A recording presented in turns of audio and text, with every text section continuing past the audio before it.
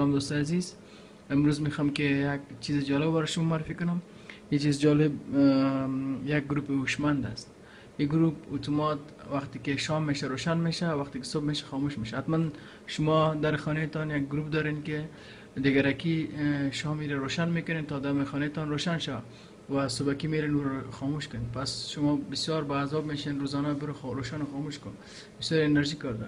و به خاطر ما تصمیم گرفتیم که همین چیز جالب بر شما معرفی کنم. این جالب یک گروپ هوشمند است که اتومات وقتی که آفتاب غروب میکنه روشن میشه، وقتی که طلوع میکنه خاموش میشه. فرض مثال ما برای شما نشون میدم، مثلا دستم میارم و سری از حالا ما تاریکی میکنم، با همون خاطر این گروپ اتومات روشن میشه. ببین دست ما مانده و روشن میشه. یا من دست ما کمک داره بیام تا چراغ میبرم که روشنی نبیه، این خاموش میکنه. وقتی که ما دستم اوسو میکنم یعنی طلوع میشه، آفتاب طلوع میکنه خاموش میشه. وقتی که آفتاب غروب میکنه روشن میشه. یعنی یک چیز، یک اینجا ما یک چشم هوشمند داریم. به حساب میشه گفت که یک آله حساس به نور داریم و اینجا یک آیسی داریم. ما در ادامه ویدیو برای شما نشون میدم که شما چطوری رو بسازین.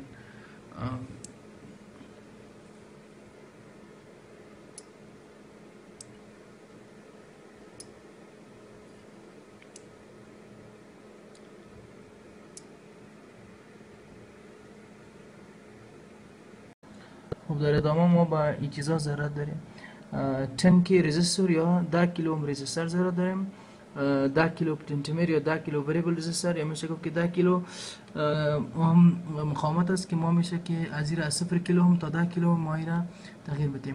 و دیگه ای که لایت سنسور است، LDR یا لایت سنسور که توسط این نور کم نور سنس میشه یا نور سنسور است و 0.1 میکروفاراد کپاسیتر است خازن به اندازه 0.1 میکروفاراد و 6 ولت ریلی سویچ داریم و IC 555 که این IC توسط یک جک اینجا است که ما میتونیم توسط زیر در بورد لیم کنیم.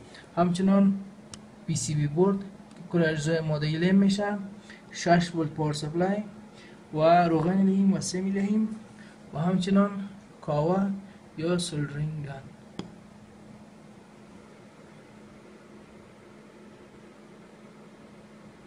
حالا ما در یک پروگرام به نام سرکیت ویزارد هستیم که پروگرام سرکیت ویزارد به ما کمک میکنه که ما سرکیت خدا دیزاین کنیم و او را امتحان کنیم قبل از اینکه او را بسازیم. شما که اینجا میبینید اینجا دو سرکیت است یا دو بخش است که بخش سمت چپ و سمت راست. در بخش سمت چپ ما یک 12 ولت بطری داریم. میشه که گفت یا 6 ولت تا 12 ولت یا از 9 ولت تا 12 ولت کار میکنه. 1 کیلو مقاومت، 10 کیلو وریبل رزیستور و LDR IC 555 0.1 میکروفاراد کپاسیتر و ریلی سویچ. و یک قسمت 9 ولت بطری میشه که 220 شوه، 1 کیلو اوم و 201 LED و وی پایای ریلی را نشان میدن. به طور عادی ریلی پایایش به این رقم میباشه. وقتی ما ایره کنکت کنیم و روشنی را کم زیاد کنیم وقتی تغییر میکنه. حالا میایم توسط دکمه پلی ما ایره پلی میکنیم و میبینیم که هر چقدر مقاومت LDR ما کم زیاد میشه با سرکت ما تاثیر داره.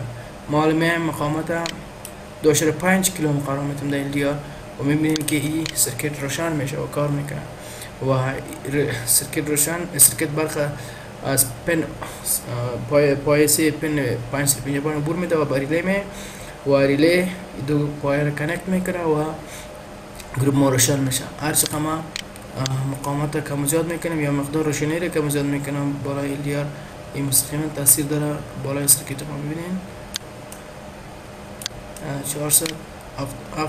407.24 که این روشن میشه. میتونیم که استاپ کنیم یا هم که با شکل‌های مختلف توسط سافتور ببینیم. سافتور بسیار جالب است. میشه که شما حرکت جریان برق هم ببینین، میشه که سرکت رو امتحان کنین با زور بسازید. با شما پیشنهاد میکنم که از این سرکت استفاده کنین، از این پروگرام استفاده کنین. بسیار پروگرام جالب است. در قسمت تشکر. ببینیم در ادامه چی میشه.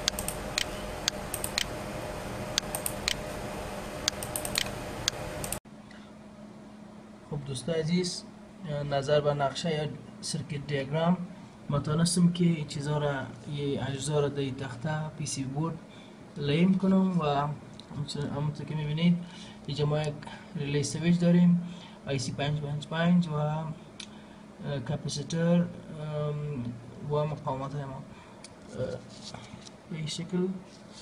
خب حالا میریم که ما این را امتحان کنیم. خب همونطور که میبینید در اینجا ایالا را میبینید، وقتی ایالا زیر نور قرار میگیره چراغ ما روشن نمیشه و وقتی ما این را از نور دوست میکنیم چراغ ما باید روشن شد. خب ببینیم اینا وقتی آفتاب باشه روشن نمیشه و وقتی سایه شوه ای روشن میشه. یعنی وقتی که آفتاب غروب کنه روشن میشه، وقتی که آفتاب طلوع کنه خاموش میشه.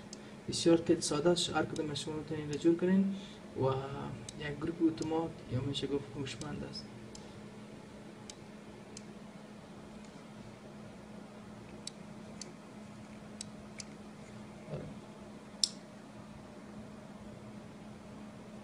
تشکر دوستان عزیز به خاطر دیدن ویدیو. خداحافظ.